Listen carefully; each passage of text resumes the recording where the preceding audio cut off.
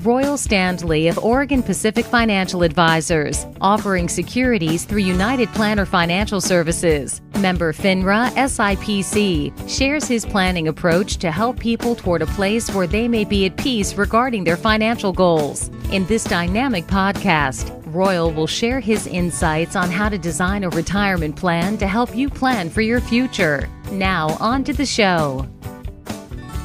Hello and welcome to Life by Design with Royal Standley from Oregon Pacific Financial Advisors. Today I'm excited we have a special guest on the podcast, and that is Rich Todd. Rich works in the office with Royal, and I'm going to let Royal do all the introduction. So good morning, gentlemen. How are you? I'm doing well. I'm excited to have Rich here in studio and get a chance to kind of sit down and introduce him to our podcast audience. I've worked with Rich for the past 11 years. Rich has really built a very nice practice, and we're going to take some time, have him talk a little bit about that, and just learn a little bit about his philosophies when it comes to working with clients, investing money, and a little bit too on the personal side of things as well. Nice. Good morning, Rich. How are you doing? Doing well. How are you doing? I'm doing fantastic. I'm pleased to meet you. I know that Royal has talked about you before, and now we get to actually meet you. So this is going to be fantastic. Where do we start, Royal? Excellent. Well, let's just jump in, Rich. Now, like I said, Rich has been with us for about 11 years now. So what made you decide to get into the financial services industry? Yeah, it's a great question, Royal. You know, I spent about 20 years down in Los Angeles working in some pretty high-tech companies and managing marketing for them. And what I found over the years was I was really just spending time with groups of people and working through them both as a consultant and having those relationships, but they were a little bit more distant than I would like. And so there was an opportunity to really move up to Southern Oregon. We had some family up here and found that would be a great place to raise our three boys, and with my wife, Deanne. And so as I really took those skills that I had down there, really fast-paced environment, and looked for the quality of life in Southern Oregon, and thought, how can I help people? How can I do it in a more direct manner as opposed to a large group or a demographic? And I found that was more of my desire, more of my skill set. And so it was a really natural fit to go into financial services and really apply that desire I have, as well as that solution-oriented mindset. I love trying to figure out how things work and looking and listening to my clients with what their issues may be, or sometimes even that they're not even aware of, in order to find a solution for them. Very nice. So who exactly do you work with? Is there something that you specialize in? Is there a particular type of client that you enjoy working with? Yeah, also a great question. I've had this conversation many times with myself and my wife and others, and I really have enjoyed the diversity. I have 18-year-olds who are starting out for the first time and trying to, frankly, get them thinking about a retirement, something that is so abstract in their life, and providing that education. I love that. I think it's just a real special opportunity.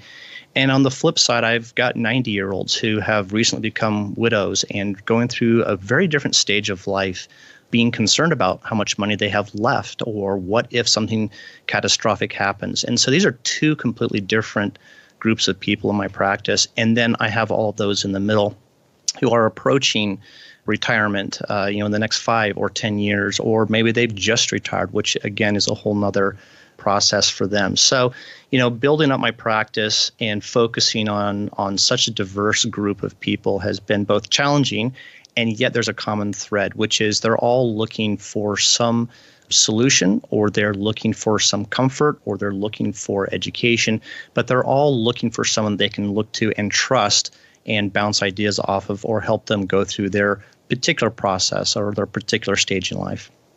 Very nice. So one thing that Eric and I talk about all the time is kind of the difference between financial advisor, financial planner. Financial advisor is such a broad term there, and it can fit in a lot of different ways. What do you consider yourself?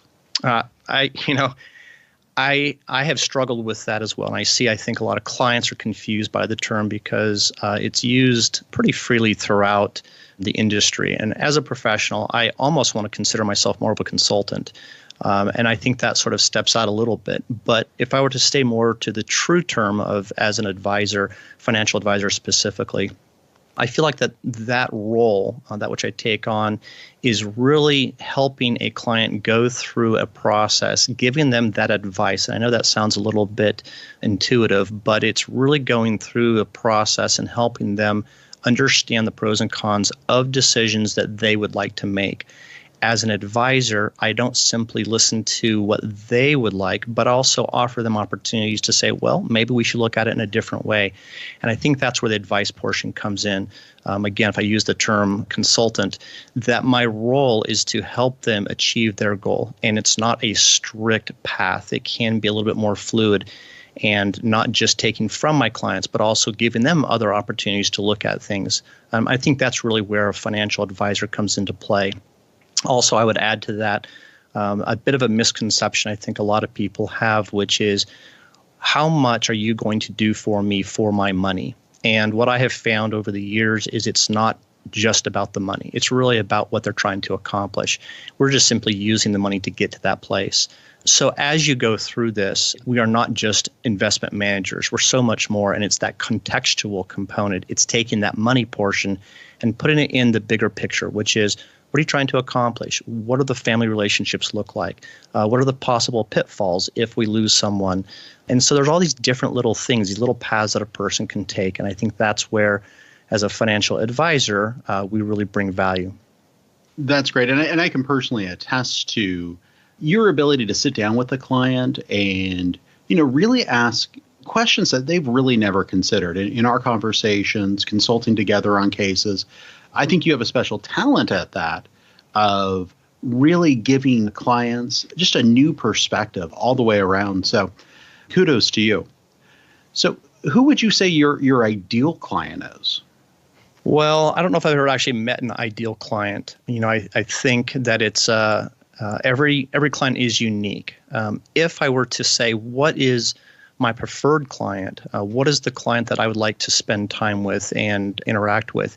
Truly, I believe it has been the clients that are engaged in the process, that they have ownership in it, that they're not just here to pay for service. They're here to partner with and to understand that their decisions, I've said this many times before, somewhat jokingly, but it's not me who will cause a catastrophic financial issue. It's the new boat that someone bought, or it's a decision of buying a house that maybe they weren't financially prepared for whatever reason. And so those clients that recognize that they have, for lack of a better word, skin in the game. They're the clients who say, look, I seek you as a professional, and I want to make sure I'm listening to your advice. And at the same time, there may be things that we would like to do that's not within your advice that you gave. So that interaction is powerful. And that's my real, for again, using the term ideal client. It's those that see this as a partnership and want to be part of it and not just see it as a payment for service. Now, how do you bring in new clients? Well, I've been blessed in a lot of different ways. First one is the referrals that I get from other clients. I think that is just a real special thing. Truly, it's something I don't take lightly. For someone to stick their neck out and extend their reputation between me and a friend or a family member is huge. So new clients come through that referral component.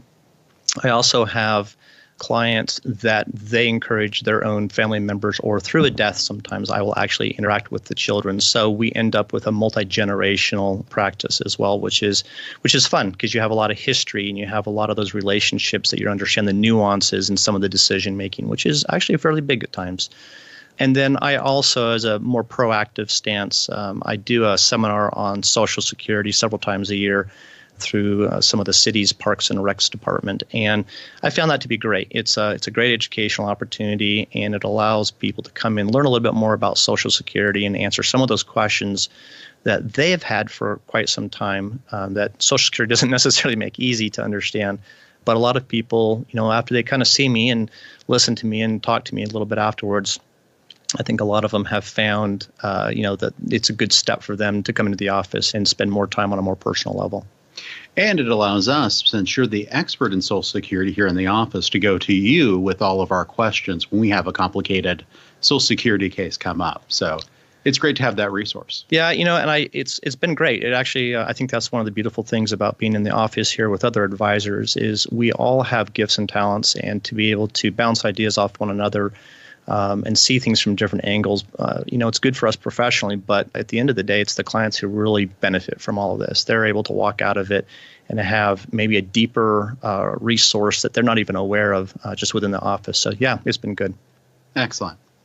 So who's on your team and what do they do? Being part of the office, again, I would say that the first level of my team really is just the other advisors. Being able to spend time together and like we said before, bounce ideas off of is pretty powerful. So that would be the first part. The second part is we just have a great staff that's both in the very front, the front office, whether it's on the phone or just in person, that our clients are experiencing. And also there's a tremendous amount of work behind the scenes that the team is doing that I don't think clients are fully aware of. My particular practice, the way that I run it, is a little bit more low-key. I spend a lot of time with my clients. I'm very conversational, and so that sort of works to their favor at times. And so I'm able, as a team, I'm pretty hands-on on a lot of stuff, and then I have the support staff here in the office to be able to provide additional services as we go through with clients' paperwork and decisions that are being made. And now I've known you for years, obviously. You've done quite a bit here in the Rogue Valley. You're pretty active in the community. Do you want to talk a little bit about that? Yeah, I've had involvement over the years in different groups of nonprofits that are here in town for a variety of focuses, and that's been some great opportunities. I just really enjoyed it. I am also a member of the Rotary Club here in Medford. There's actually quite a few of them, but it's the Rotary Club of Medford that you don't even know which one it is. I don't even know which one it is. It's the one in Medford. But been with them for a while and have been on various committees with them. I love the service above self mindset that they have, which is very much in line with who I am. So that's been a good fit. I'm also have been past president of and on the board of an association here for insurance and financial advisors. It's a national organization that I have been part of. I've been doing that for quite a few years. And ironically, I have another one that I do, which is actually out of Southern California. I'm a member of the Tournament of Roses, so for the Rose Parade. And I still go down once a year and help out. We are called the White Suitors is the term. And I've been doing that when we lived down in Pasadena and loved the history of Pasadena, and the Rose Parade, such a great, exciting thing on the beginning of the year. And so I just continue to do that one. Very nice. Now, how many years have you been doing that? I've been doing that since 2003. Oh, wow. Okay. So over 15 years. Yeah. And I know each year at the Rose Parade, the job you get assigned or the job you take is a little bit different. What did you do this last year? So this last year, you're right. We are on a committee for 2 years at a time, and then we rotate onto a new committee. And this year, we were responsible for all the bands. So there's about 25 bands that come both locally in the Los Angeles region as well as international. We had one from Sweden and Japan and down in South America as well. So our job as committee members was to make sure those bands got to where they were supposed to be on parade day, and that when the parade was over, that they were escorted off and fed and put back on buses. So it's a massive logistical thing that suddenly pops up on New Year's Day and is over a few hours later. So it's pretty amazing. What fun.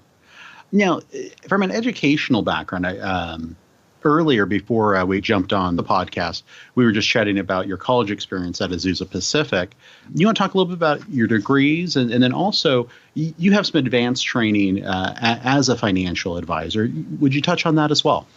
Yeah, so I did my undergraduate and graduate work at Azusa Pacific University, which of course is in Azusa, which is in Southern California.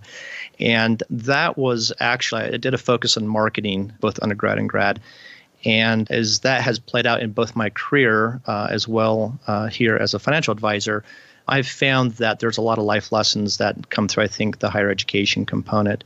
A lot of it just provided a lot of structure, I think, in my life and going through and having a practice. So that's been very beneficial.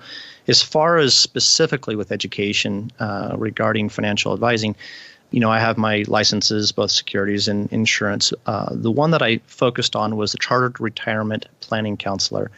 And that was really allowing me to gain a little bit more education on the retirement side. The funny thing is that we spend most of our life saving money or investing money for something that for a lot of us just we think will never happen in retirement. And And then suddenly you're thrown into retirement, and now you're living off of those assets after all that hard work. And so I think that there's something really unique and special about that. And it's not just purely the money; it's also the emotional component that I think a lot of folks go through. So I would just say that both my formal education in a lot of different ways, but also the informal, it's just a life experience. And again, I would just kind of touch back on the office. We have a lot of opportunities here with the different advisors that we've all been able to experience things differently. And I joke with clients, I've retired many, many times over because I've gone through it with my clients. And I think that brings a lot of understanding that someone going through it for the first time can't always understand. But so there's real world experiences that is an education all into its own. And then there's the formal education as well. And I think you need both. Wonderful. So you've been doing this a while. What has become your financial philosophy at this point?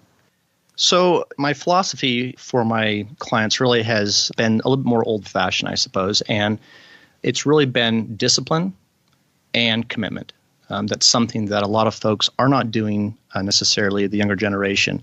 And so my clients, they haven't won the lottery and they haven't, inherited a massive amount of money. They've simply made decisions over their life. They've denied themselves certain wants and desires in order to have money for retirement.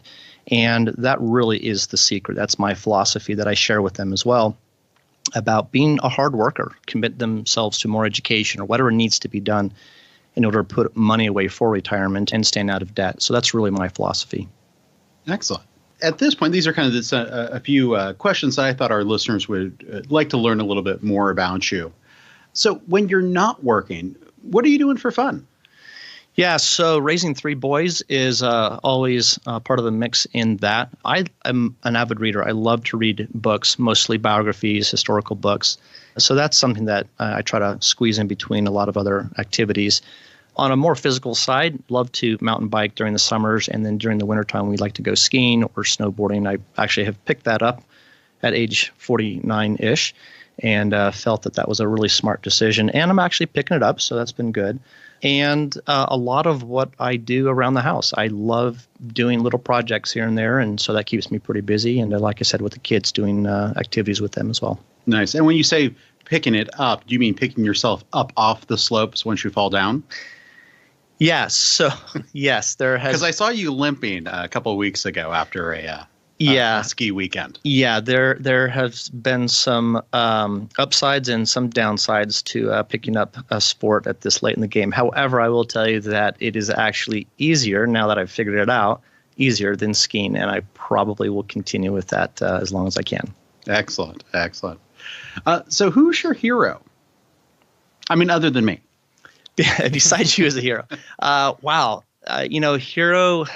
I can honestly say I don't have a single hero that I would point to. I think it's more of an amalgamation of a lot of people in my life over the years that have spoken into me and given me encouragement and have had the courage to tell me that I need to change my ways in one form or another. And so I think a person who is willing to step up to that and potentially sacrifice a relationship to help someone,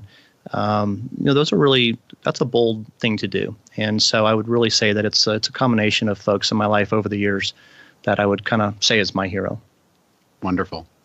And now you said you read a lot of biographies and that sort of thing. Did you have any favorite person or favorite biography you've read, and what would be the reason?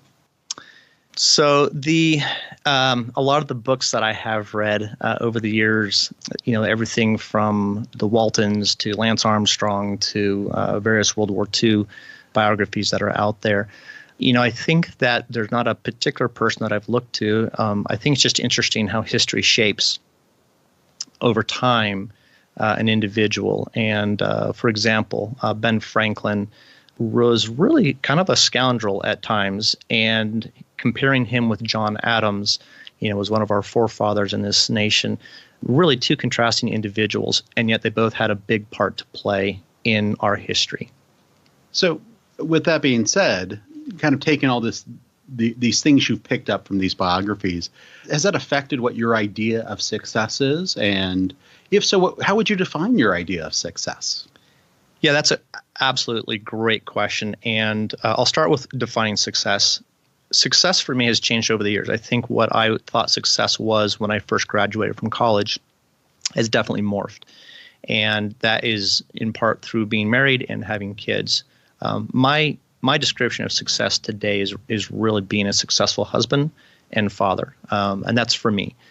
In relationship to history and how those things have played into it, yeah, absolutely. I've seen a lot of choices historical figures have made with relationships. And I think that really focused me to understand that financial success or a particular celebrity status oftentimes leaves a trail of relationships. And that has probably over the years has really helped me kind of focus a little bit about who I was and what my goals are.